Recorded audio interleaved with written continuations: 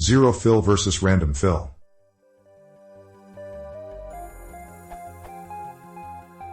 Many tutorials suggest that I should fill a disk with /dev/urandom instead of /dev/0 if I want it to be unrecoverable.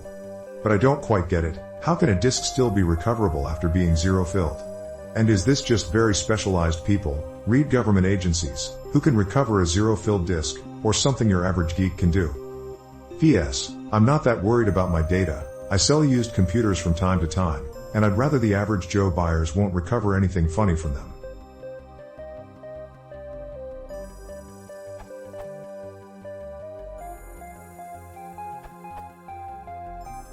While filling a disk with /dev/0 will zero it out, most currently available recovery software cannot recover files from a single pass. More passes make the erase more secure, but take more time. /dev/urandom is considered more secure because it fills the disk with random data from the Linux kernel's entropy pools, making it harder for recovery software to find any meaningful data. It also takes longer. In short, a moderate number of passes /dev/urandom is safer if you are trying to securely erase data, but for most casual applications, a few passes from /dev/0 will suffice. I usually use the two in combination when erasing disks. Always erase before reselling or recycling your computer.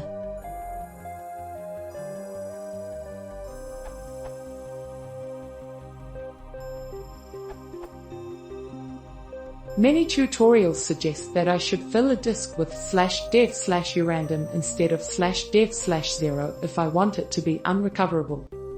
Whatever you do, do not use /dev/urandom.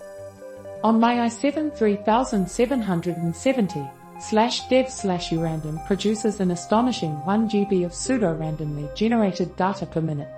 For a 4 TB hard drive, a single wipe with /dev/urandom would take over 66 hours. If you absolutely must use pseudo-randomly generated data, more on that below, at least use a decently fast way of generating it. For example,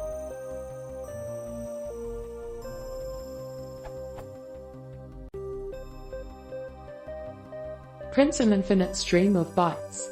It uses ISIN center mode in the password read from /dev/random, so it's cryptographically secure for any hard drive smaller than 1 million TB. It's also fast. Very fast. On the same machine, it managed to generate 1.5 GB per second, so it's 90 times faster than /dev/urandom. That's more than any consumer-level hard drive can handle.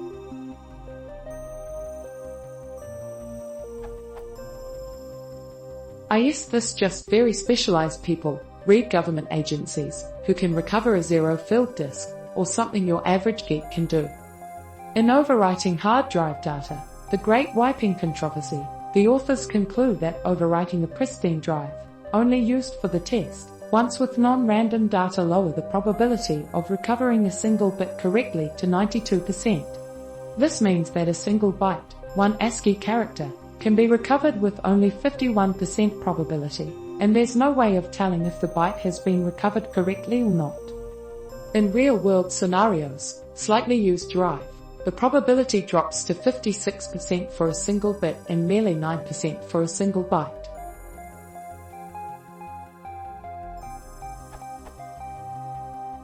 They took a new drive, wiped it 3 times to simulate short-term usage, wrote a short text to it, and wiped the drive once with non-random data. These were the results. Original text. Secure deletion of data, Peter Koopman, 1996. Abstract.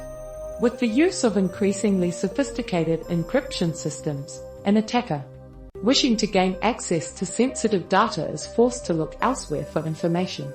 One avenue of attack is the recovery of supposedly erased data from magnetic media or random access memory. Recovered text.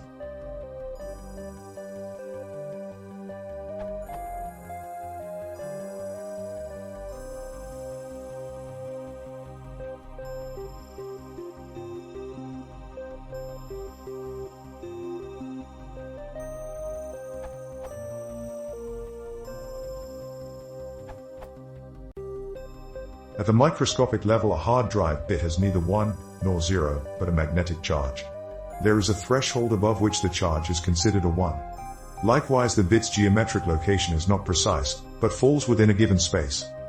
The theory is that a tiny bit of the previous charge is still present in a newly written bit, so if you just zero the disk, it might be possible for someone to set a new much lower threshold for what is considered a 1, and still recover the data. Writing random data makes this much harder. The theory behind multiple passes has to do with the geometric location of the bit on the disk. If the current pass is a little further ahead or behind, then a remnant of the old bit might be peeking out from a side of the new bit. 2 or 3 passes, especially of random data, make it much less likely that a previous bit would be identifiable.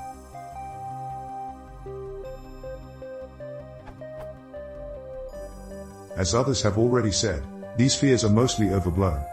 The biggest risk is data that is only deleted by the OS, or not deleted at all.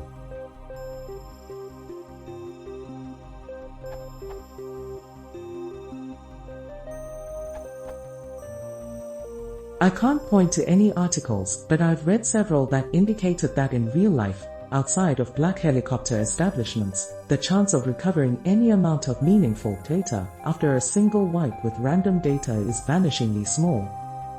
The real risk is probably with various forms of smart drives, especially SVDs, that may not write the new data where the old data was, at least for edge conditions. This could also occur, to a more limited degree, with older drives that do sector relocation for error recovery. This creates the possibility that a few tracks or sectors are pristine, even after a wipe. A clever hacker could probably figure out how to access these areas.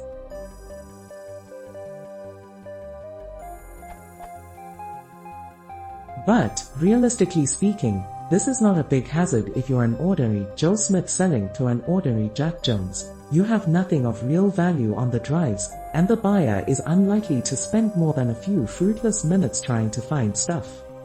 Even if a sector sneaks through here and there, it's not at all likely to be the one with your credit card info on it.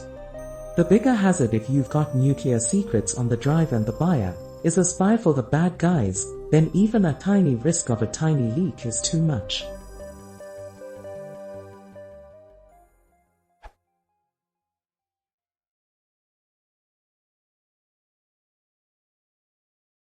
You